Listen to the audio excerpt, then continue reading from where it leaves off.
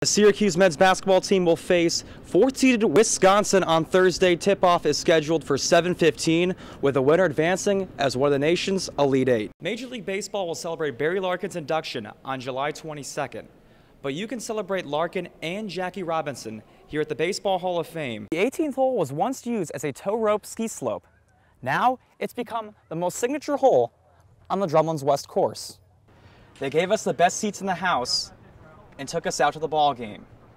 So we honored them here at the Baseball Hall of Fame as legendary voices of the game. Ron Santo believed it's not what happens to you in life that people may judge, but how you handle it. Welcome to this Best Western Studio update. I'm Adam Rozwadowski. Some highlights from earlier today. We've got the Angels and Brewers, and that's Mike Trout facing Kyle Loesch, and that ball is not coming back. Trout's fifth home run of the spring, who's hitting .426 in Cactus League action this year. Angels win this one 9-6. Giants take on the White Sox, and Buster Posey has also been hot this spring. Grounds one up the middle off Mitchell Boggs for a base hit.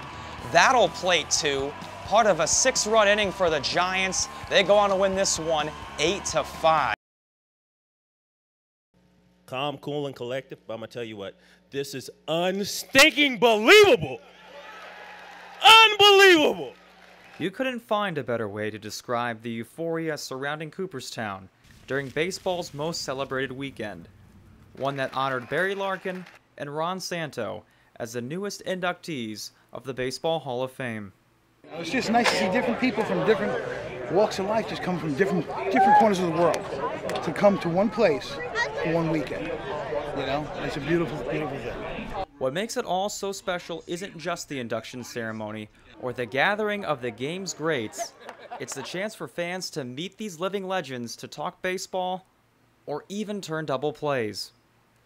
When you field it, you want to follow it. It was a weekend to remember champions and to relive the memories of an old friend. Jumps out of bed and says, "Rooms, I have seen you with some dogs." But this one's the best. Ron Santo's fans, teammates, and friends all packed the Fenimore Art Museum Saturday to celebrate number 10's life at the Cubs Fan Fest. He's just a generous, warm man, always with a smile, always spend time talking to you. And he had no reason to have to talk to all the fans except that he loved it. And just a warm man, really. And you can see that when you meet his family, which is such really his greatest memorial, I think, is the family he left behind. They're great people. I think every Cub fan here would tell you they were elated because finally it happened, but the other side of the coin is, why couldn't it have happened maybe 10 years ago so that he could have been here today to enjoy it? We honored Bob Elliott and Tim McCarver, a writer and a broadcaster who simplified a complicated sport and kept us all in the game. It's pretty daunting when you think about being in the same, or having a plaque up in the same room as Ernie Harwell and Vin Scully, and it's just an honor and a privilege. And I'm not being overly humble. It's a fact that it's a privilege to be in among those guys who call the game better than anybody. We saw fans both young and old pack Main Street to watch the Hall of Famers parade through town. So is this your first experience at Cooperstown? Yes. So what do you think of it thus far? Amazing. Oh, it's great. It's great. I'm having a blast. I'm ecstatic. That's the best word. I'm real happy. After a week's worth of pomp and circumstance, the moment finally arrived on Sunday when the hall added 2 more to its family. This is not a sad day. Not at all. This is a very happy day. It's an incredible day for an incredible man, a man who lived an extraordinary life to its fullest. While Ron Santo wouldn't get the chance to address all the Cub fans he adored, his presence was still felt throughout the ceremony, from his wife Vicky to his teammates. It was just a great thing, just to be associated with a guy like that. He was a gung-ho player. He wanted to win at all costs. He's a great friend. We teased each other a lot, and it was just great to see him in the Hall of Fame, and I'm glad I'm here on the day he's admitted. I mean, I love the guy. I feel like he's still here with us. You know, it's amazing that he's passed, but I feel like he's here today. Lastly, Barry Larkin, Cincinnati's homegrown son, can now call the legends of the Big Red Machine his teammates. You know, they used to joke and tell us that our team that won in the 1990s could not play with their team in 75 and 76, and they were all on us all the time. Now I'm their teammate, so now I'll be able to join in some of that trash talking. And Larkin's family and friends couldn't be prouder. It was awesome. Year-round they were playing year-round, but my mother always made sure that as a family we would all have dinner together. So sometimes it was 8, 9 o'clock at night. But and there was competition even during dinner time, right? Absolutely. Yeah. Like who wanted that thigh, right? Yep. Who could eat the most tacos? Definitely me. You know, we were all, when we heard the news, you know, jumping for joy. This is not just for him, this is for everybody. And there's a lot of Reds fans across the whole tri-state area.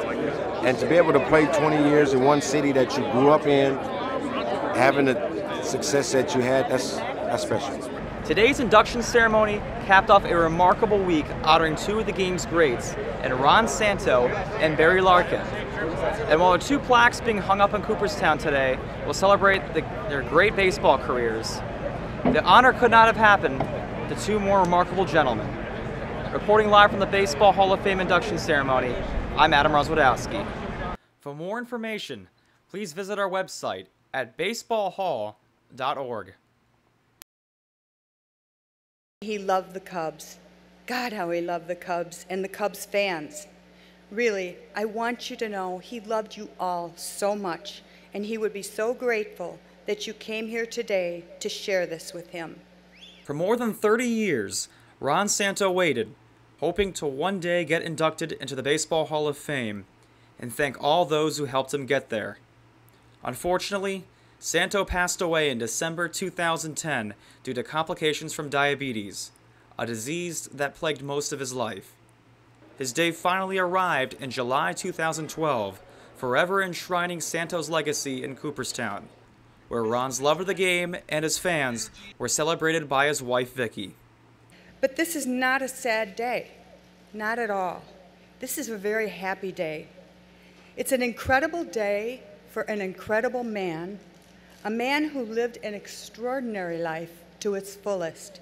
What's amazing about Santo's career isn't the 9 All-Star selections or his 5 Gold Glove awards. It's that he accomplished it while fighting diabetes and keeping it a secret from his teammates. Later on, we found out that he was diabetic and had been living with it for quite some time. He kept it a secret because he was afraid baseball wouldn't allow him to play. But play he did, becoming just the 15th third baseman to get inducted into Cooperstown, the Hall's most exclusive position. And Santo's teammates couldn't be prouder. It was just a great deal when it came down that he's going to be inducted in the Baseball Hall of Fame, because we spent so much time together, and I know he wanted to be here, so he's here now, and I'm rejoicing. I'm so honored that my ex-roommate and one of my greatest friends, Ron Santo, is being inducted. He's not here with us, but he's probably watching from above, but he certainly deserves it. Ron Santo's fans, teammates, and friends all packed the Fenimore Art Museum to celebrate number 10's life at the Cubs Fan Fest, where they relived their greatest memories of an old friend. And I says, I don't want to say anything, but I think it might be somebody on our own team that's sending this stuff. He's just a generous, warm man, always with a smile, always spend time talking to you. And he had no reason to have to talk to all the fans except that he loved it. And just a warm man, really. And you can see that when you meet his family, which is such really his greatest memorial, I think, is the family he left behind. They're great people. I actually went to see Ron and the Cubs in 1967 as part of our honeymoon. And my wife wasn't real happy about, we're going where? Well, Wrigley Field, we got tickets right behind the dugout there. It's right on the third base side, you're going to love it.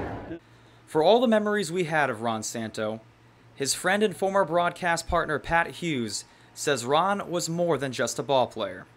How would you characterize Ron as a person, as a ball player, as a broadcaster? It's almost like he lived about 4 or 5 different lives when you think about it. All the things he did. He was a great ball player.